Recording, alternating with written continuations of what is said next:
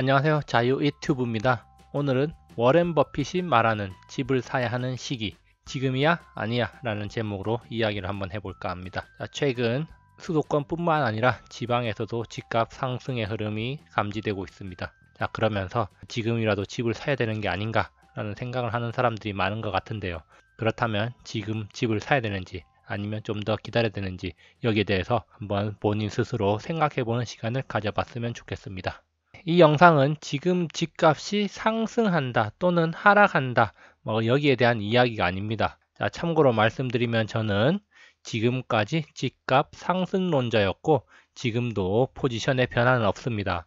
부동산에 대해서 과거 영상에서 몇 차례 다뤘었는데요. 제 영상을 초창기부터 봤던 사람들은 다 기억을 하실 겁니다. 4월 14일 최근 아파트 분양 청약 결과가 말해주는 것부터 시작해서 5월 28일에 일산 파주 부동산 집값 폭등 올 수 있다. 이 외에도 집값이 오를 요소는 많다는 이야기를 여러 차례 했기 때문에 부동산 시장 전망이 어떻게 될 것이다.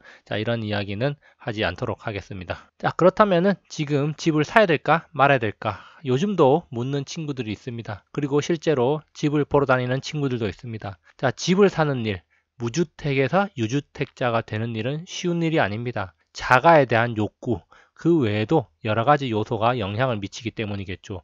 물론 그 중에서도 가장 큰 것은 지금이 고점이면 어떡하나라는 생각 때문에 집 사는 걸 주저하게 되는 사람도 많습니다. 그러다가 가격이 오르면 또 올랐다는 이유로 사지 못하는 사람들도 있죠. 그렇기 때문에 물리적이든 심리적이든 집 사는 일이 결코 쉬운 일이 아니라는 점은 많은 사람들이 공감을 할 겁니다. 워렌 버핏은 현재 세계 3위 부자입니다. 올해 나이 만 89세입니다. 물론 그의 말이라고 해서 무조건 다 맞는 것은 아닙니다. 그렇지만 그의 말에 귀를 기울여 볼 필요는 있습니다. 어쨌든 그는 우리보다 많이 살았고 그리고 큰 부를 일군 사람입니다. 비교적 성공적인 삶을 살고 있기 때문에 이런 사람들이 하는 말은 우리가 귀담아 들을 필요가 있는 겁니다. 그래서 어떤 청중이 워렌 버핏에게 물었습니다. 집은 언제 사야 할까요?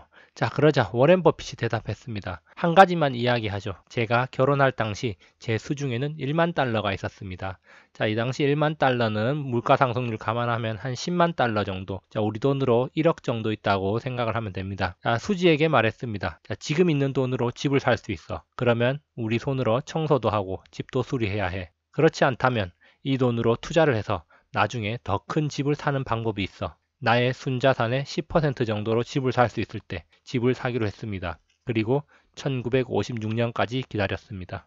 다시 말해서 워렌 버핏은 1952년 결혼할 때 집을 사지 않고 그 돈으로 투자를 했단 말이죠. 그래서 자산의 10% 정도로 집을 살 수 있을 만큼 자산을 늘린 다음에 1956년에 집을 샀다는 말이 됩니다. 그래서 집을 당장 사야 될 게 아니면 투자를 해서 자산을 늘리는 게 더 좋을 수도 있다. 이런 말인데요. 그런데 워렌 버핏은 또 한마디 덧붙였습니다. 꼭 사고 싶은 집이 있다면 지금 사도 됩니다. 꼭 사고 싶은 집이 있는데 그것을 꼭 미룰 필요는 없다. 이런 이야기인데요. 그렇다면은 워렌 버핏이 기다렸다가 나중에 자산을 충분히 불린 다음에 사라. 이런 말을 했다가 나중에는 꼭 사고 싶은 집이 있다면 지금 사도 된다는 말을 했습니다. 그러면 지금 사도 되고 아니면 나중에 사도 되고 그렇다는 말인데요. 그래서 이렇게 반응할 수도 있습니다. 그래서 사라는 거야? 말라는 거야? 다시 말해서 이 말은 당신의 재무 상황이나 현재 상황에 맞게 적절히 대응하라 이렇게 우리가 해석을 할 수가 있습니다. 당시 워렌 버핏은 주식 투자로 높은 수익을 올리고 있었습니다. 그렇기 때문에 집을 사는 것보다는 그 돈을 가지고 투자를 해서 자산을 더 불린 다음에 더 좋은 집을 사는 걸 선택을 했을 가능성이 있단 말이죠. 실제로 52년 결혼하기 전해인 1951년에는 워렌 버핏의 주식 투자 수익률은 71%였습니다. 그리고 50년대 내내 버핏은 다우지수 수익률보다 평균적으로 50% 정도 앞서는 수익률을 보였다고 합니다. 그렇기 때문에 결혼하고 나서 불과 몇 년이 되지 않아서 자산의 10%만 가지고 집을 살 수 있을 정도로 자산을 늘릴 수가 있었던 거죠. 그만큼 워렌 버핏은 투자하기도 좋은 시절이었고 투자도 잘 했기 때문에 이런 이야기를 할 수 있었다는 거죠. 다시 말해서 워렌 버핏의 당시 상황에 맞게 적절히 대응을 한 것이다. 이렇게 볼 수가 있겠습니다. 그렇다면은 우리가 지금 현실을 한번 따져봐야 됩니다. 지금 우리나라의 현실, 세계적인 현상은 어떤 모습인가?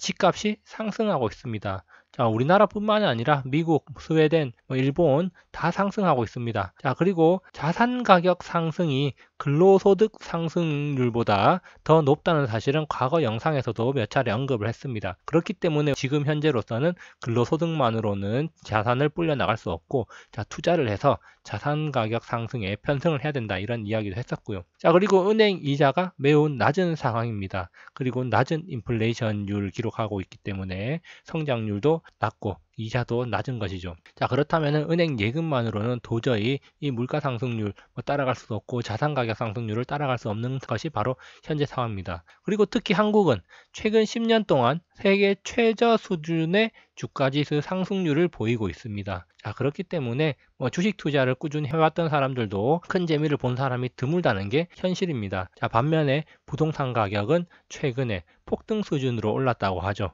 그렇기 때문에 치솟는 부동산 가격을 보면서 상대적 박탈감을 가지는 사람들도 상당히 많이 늘어났다는 게 지금 한국의 현재 모습이고, 그리고 그런 높은 부동산 가격 때문에 집 사는 것을 포기하거나 아니면 지금이라도 사야 되나 이런 고민을 하는 사람들이 많다는 겁니다. 실제로 집값이 상당히 많이 오르면서 워렌 버핏이 말한 대로 서울에서 순자산의 10%로 집을 사려면 서울 평균 가격 기준으로 80억 이상의 순자산이 필요하다는 겁니다. 이미 서울 아파트 중위 가격은 8억을 넘어서서 9억에 육박하고 있는데요. 그렇다면은 80억, 90억을 현금성 자산으로 모으고 나서 집을 사야 된다는 건데, 사실상 이거는 우리나라 현실에 적용해 볼 때 도저히 적용될 수 없다, 이렇게 우리가 생각할 수가 있을 겁니다.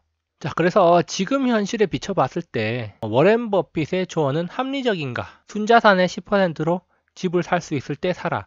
자, 과연 여기에 의문을 표할 수밖에 없습니다. 좀 전에 살펴봤듯이 서울 평균 가격 기준으로 봤을 때는 순자산이 80억 이상이 있을 때 집을 사란 말인데 도저히 있을 수 없는 현실이라는 거죠. 지방도 마찬가지입니다. 지방도 요즘에는 84제곱 기준으로 2, 3억 이하 아파트를 찾아보기가 힘듭니다. 자, 그렇게 따지면은 최소한 현금성 자산 2, 30억 가지고 있으란 말인데요. 자, 과연 우리나라 현실에서 맞는 것인가? 전혀 맞지 않는 것처럼 생각이 됩니다. 자, 그렇다면은 꼭 사고 싶은 집이 있다면은 지금 사도 된다는 말. 자, 이것을 한번 생각해 보면은 비싼데 어쩌지라는 고민이 생길 수밖에 없습니다. 물론 사람에 따라서는 싸다고 느낄 수도 있지만 어쨌든 대체적으로 비싸다는 게 전체적인 생각입니다. 자, 그래서 비싼데 어떻게 하지? 라는 이제 고민을 할 수밖에 없는, 자, 이런 또 상황인데요. 그래서 워렌 버핏의 조언, 우리나라 현실 상황에는 괴리가 있다. 우리나라뿐만 아니라 다른 나라도 다 비슷한 사정일 겁니다. 자, 그렇기 때문에 우리는 이것을 가지고 표면 그대로 받아들이는 게 아니라, 자, 합리적으로 자신의 상황에 맞게 어떻게 이제 생각을 해야 되냐? 자, 이것을 한번 생각을 해 봐야 될 겁니다. 어떻게 행동하면 좋을 것인가?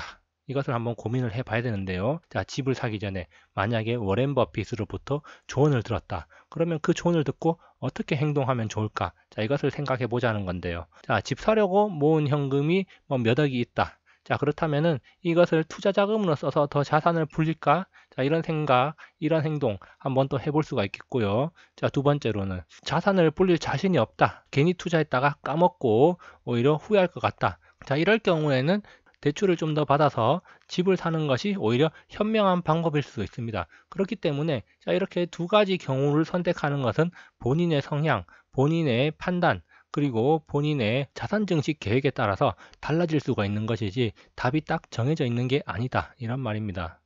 자, 그래서 다시 한번 질문을 해본다면 집을 사야 될까요? 라고 다시 한번 질문을 해본다면, 자, 스스로에게 먼저 질문을 해보기 바랍니다. 자, 집을 사려는 이유가 무엇인가? 자, 여기에 따라서 행동은 달라질 수밖에 없습니다. 자, 만약 가족들의 행복을 위한 안정적인 주거지를 구매하는 것인가? 만약에 이렇다면은 가격이 어떻든 지금 살 여력이 된다면은 사는 게 오히려 행복을 위해서 더 좋은 방향일 수도 있다. 자, 이렇게 볼 수가 있겠고요. 만약에 무주택자의 경우 집값이 마구잡이로 오르니까 지금이라도 잡아야 될 것 같아서 급한 마음에 사는 것인가? 자, 이것도 한번 생각해 봐야 되고요. 지금 상황이 어떤지. 만약 투자를 하기 위한 것인가?